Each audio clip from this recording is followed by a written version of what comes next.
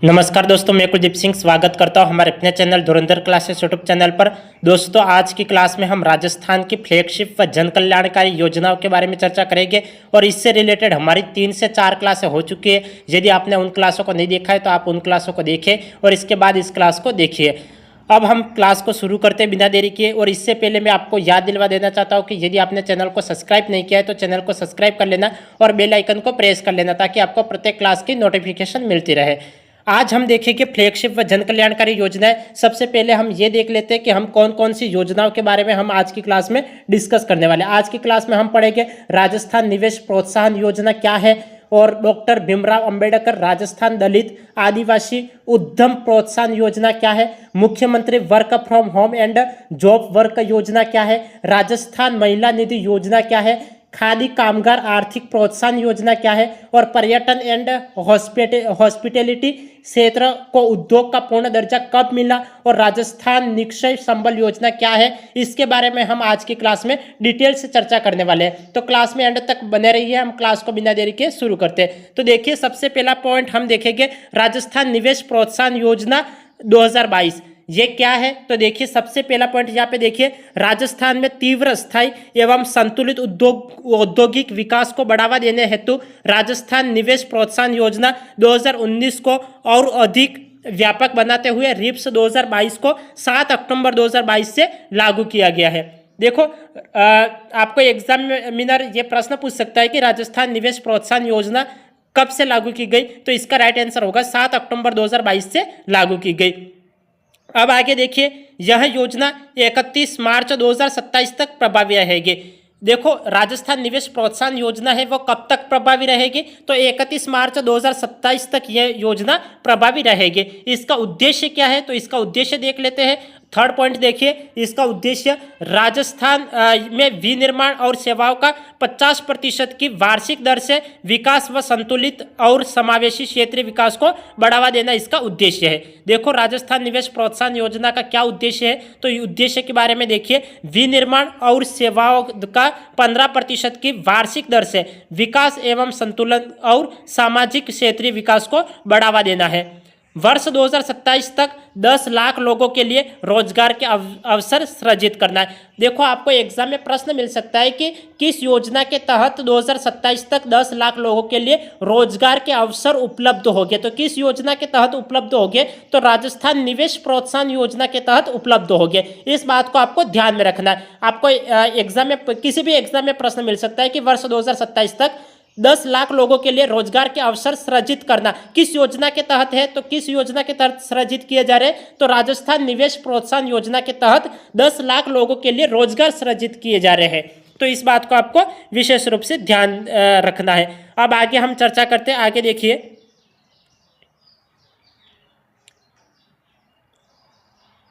ये देखिए हरित हाइड्रोजन, वैकल्पिक ऊर्जा, चिकित्सा उपकरणों आदि जैसे नवीन क्षेत्रों को प्रोत्साहन और पर्यावरण संरक्षण प्रयासों को प्रोत्साहन दिया जाना है। देखो, राजस्थान निवेश प्रोत्साहन योजना के तहत हरित हाइड्रोजन, वैकल्पिक ऊर्जा, चिकित्सा उपकरणों आदि जैसे नवीन क्षेत्रों को प्रोत्साहन और पर्यावरण संरक्षण प्रयासों को प्रोत्साहन दिया जाना है। इसके कौन कौन से प्रावधान है, प्रावधान के बारे में चर्चा करते हैं। योजना में प्राथमिक 8 श्रेणियों जैसे उत्पादन श्रेणी, सेवाएं, सनराइज क्षेत्र, MSME startup, logistic park where housing और cold chain R and D test lab, अक्षय ऊर्जा संयंत्र के लिए कस्टमाइज्ड परिलाभ है। देखो, आपको एग्जामिनर एग्जाम में किसी भी एग्जाम में ये प्रश्न मिल सकता है कि यहाँ पे राजस्थान निवेश प्रोत्साहन योजना के तहत इस योजना के तहत कितनी श्रेणियों पर काम किया जा रहा है, तो 8 श्रेणियों पर काम किया जा रहा है। कौन कौन सी श्रेणी है, तो उत्पादन श्रेणी, सेवाएं, सनराइज क्षेत्र, MSME startup, logistic park where housing और cold chain, R&D test labs, अक्षय ऊर्जा संयंत्र के लिए कस्टमाइज परिलाभ है। विनिर्माण एवं सेवा क्षेत्र में 50 करोड़ रुपये से अधिक निवेश पर प्रोत्साहन पैकेज दिया है, और MSME इकाइयों के मामले में न्यूनतम निवेश 25 करोड़ रुपये आवश्यक है। देखो, यहाँ पे नेक्स्ट पॉइंट देखिए, ये पॉइंट देखिए कि विनिर्माण एवं सेवा क्षेत्र में 50 करोड़ रुपए से अधिक निवेश पर प्रोत्साहन पैकेज दिया है। आपको एग्जाम में ये प्रश्न मिल सकता है कि राजस्थान निवेश प्रोत्साहन योजना के तहत सेवा क्षेत्र में कितने रुपये का निवेश कितने रुपये के निवेश पर प्रोत्साहन पैकेज दे हैं। तो इसका राइट आंसर होगा 50 करोड़ रुपये से अधिक निवेश पर प्रोत्साहन पैकेज दिया होगा। और एमएसएमई इकाइयों के मामले में कितने निवेश पर दिया होगा, तो 25 करोड़ रुपये निवेश आवश्यक है। तो इस बात को ध्यान में रखना, सेवा क्षेत्र में तो 50 करोड़ और एमएसएमई इकाइयों के मामले में 25 करोड़ रुपया आवश्यक है। अब आगे देखिए, आगे हम चर्चा करते हैं इस निवेश पर हमें कहाँ कितनी छूट मिलेगी। देखिए, विद्युत शुल्क, मंडी शुल्क, भूमि कर के 7 वर्षों के लिए 100% छूट, स्टाम्प ड्यूटी व रूपांतरण शुल्क में 75% छूट और 25% का पुनर्भरण होगा। देखो, आपको एग्जाम में कैसे प्रश्न मिल सकता है। देखो, यहाँ पे दे रखा है कि छूट के बारे में देखिए, छूट यहाँ पे लिखा हुआ है कि विद्युत शुल्क, मंडी शुल्क, भूमि कर में 7 वर्षों के लिए 100% छूट और स्टाम्प ड्यूटी व रूपांतरण शुल्क में 75% छूट एवं 25% राशि का पुनर्भरण। देखो, आपको एग्जाम में प्रश्न कैसे मिल सकता है। आपको एग्जामिनर ये प्रश्न पूछ सकता है कि राजस्थान निवेश प्रोत्साहन योजना के तहत विद्युत शुल्क में 7 वर्षों के लिए कितनी छूट दी जा रही है, तो 100% छूट दी जा रही है। इस बात को ध्यान रखिए। आपको ये भी मिल सकता है कि राजस्थान निवेश प्रोत्साहन योजना के तहत स्टाम्प ड्यूटी में कितने प्रतिशत की छूट दी जा रही है, तो 75% की छूट दी जा रही है। तो और कितना का पुनर्भरण करना पड़ेगा, तो 25% का पुनर्भरण करना पड़ेगा। किसमें, तो स्टाम्प ड्यूटी में 25% का पुनर्भरण करना पड़ेगा। तो इस बात को आपने समझ लिया होगा। तो अब भी हमने क्या पढ़ा, हमने राजस्थान निवेश प्रोत्साहन योजना के बारे में चर्चा करी। अब हम आगे देखते हैं, आगे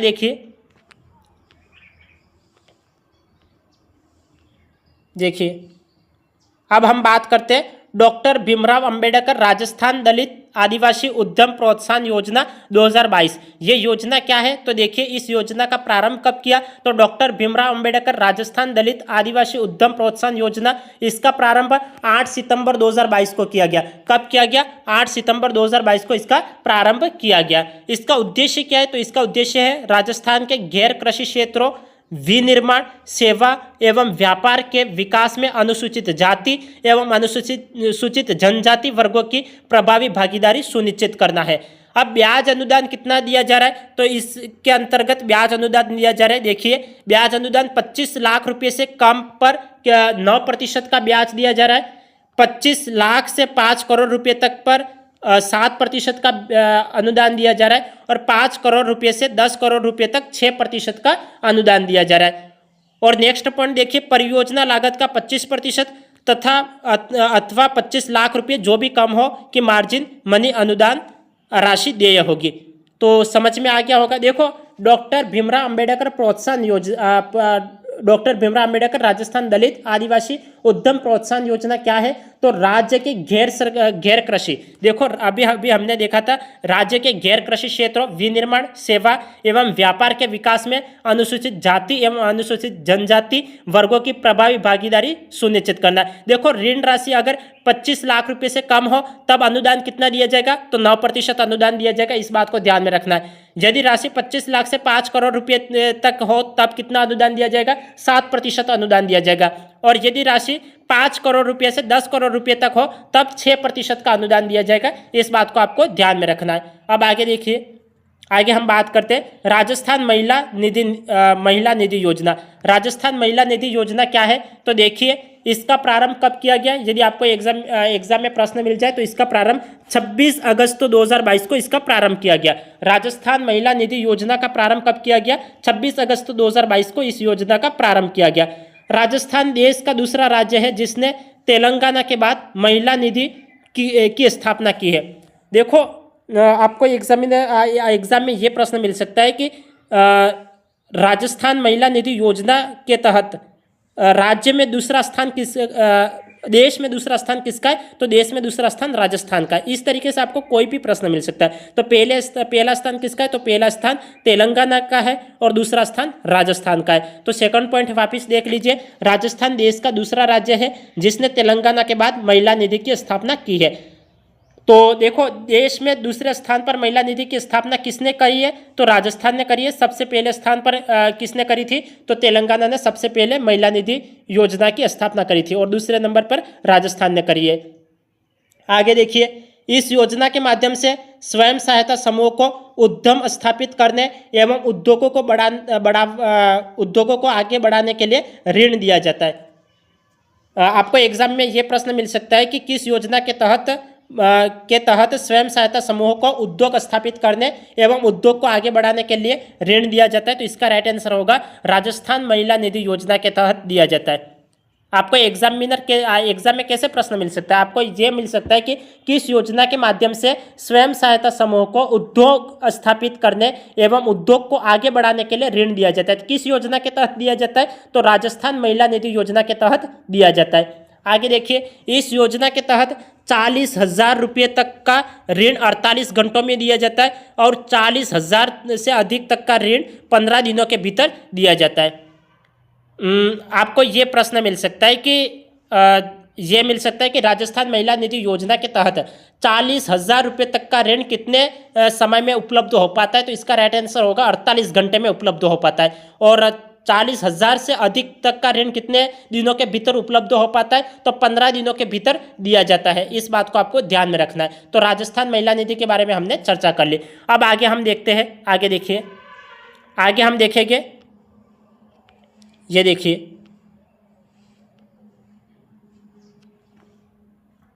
ये देखिए, खादी कामगार आर्थिक प्रोत्साहन योजना। खादी कामगार आर्थिक प्रोत्साहन योजना क्या है, तो देखिए, इसका प्रारंभ 13 जुलाई 2022 को किया गया। यदि आपको एग्जाम में प्रश्न मिल जाए कि खादी कामगार आर्थिक प्रोत्साहन योजना का प्रारंभ कब किया गया, तो इसका राइट आंसर होगा इसका प्रारंभ 13 जुलाई 2022 को किया गया। इसका उद्देश्य क्या है, तो इसका उद्देश्य है खादी कामगारों को पर्याप्त पारिश्रमिक देने एवं राज्य में खादी के उत्पादन को बढ़ावा देना है। देखो, आपको एग्जाम में प्रश्न मिल सकता है कि खादी कामगारों को पर्याप्त पारिश्रमिक देने एवं राज्य में खादी के उत्पादन को बढ़ावा देने के लिए किस योजना को लागू किया गया, तो इसका राइट आंसर होगा खादी कामगार आर्थिक प्रोत्साहन योजना, इसका राइट आंसर होगा। और खादी कामगार आर्थिक प्रोत्साहन योजना का प्रारंभ कब किया गया, तो 13 जुलाई 2022 से इसका प्रारंभ किया गया। इस बात को आपको ध्यान में रखना है। अब आगे हम देखते हैं, पर्यटन एवं हॉस्पिटैलिटी क्षेत्र को उद्योग का पूर्ण दर्जा कब प्राप्त हुआ, तो पर्यटन एवं हॉस्पिटैलिटी क्षेत्र को उद्योग का दर्जा मिला 18 मई 2022 को। कब मिला, 18 मई 2022 को पर्यटन एवं हॉस्पिटैलिटी क्षेत्र को उद्योग का पूर्ण दर्जा प्राप्त हुआ है। समझ में आ गया। देखो, काफ़ी घोषणाएं की जा रही थी, लेकिन 1989 से घोषणाएं की गई, लेकिन पर्यटन का दर्जा नहीं मिला था। लेकिन पर्यटन एवं हॉस्पिटैलिटी क्षेत्र को उद्योग का दर्जा पूर्ण रूप से कब मिल पाया, तो 18 मई 2022 को मिल पाया। और विभाग कौन सा है, तो विभाग पर्यटन विभाग है। इस बात को आपको ध्यान में रखना है। अब नेक्स्ट पॉइंट देखिए, राज्य सरकार द्वारा इस क्षेत्र को संबल प्रदान करने के दृष्टिकोण से टूरिज्म एवं हॉस्पिटैलिटी सेक्टर को इंडस्ट्री सेक्टर के रूप में पूर्ण मान्यता दी गई है। अब इससे भविष्य में इस क्षेत्र पर इंडस्ट्रियल नॉर्म्स के अनुसार ही गवर्नमेंट टैरिफ और लेवीज देय होंगे। देखो, किस के अनुसार देय होंगे, तो इंडस्ट्रियल नॉर्म्स के अनुसार, इंडस्ट्रियल नॉर्म्स। इस बात को आपको ध्यान में रखना है, क्योंकि आपको ये मिल सकता है ऑप्शन में कि आपको ये मिल सकता है कि राज्य सरकार द्वारा इस क्षेत्र को संबल प्रदान करने के दृष्टिकोण से टूरिज्म एवं हॉस्पिटैलिटी सेक्टर को इंडस्ट्री सेक्टर के रूप में पूर्ण मान्यता दी गई है। अब इससे भविष्य में इस क्षेत्र पर इंडस्ट्रियल नॉर्म्स के अनुसार गवर्नमेंट टैरिफ एवं लेवीज देय होंगे।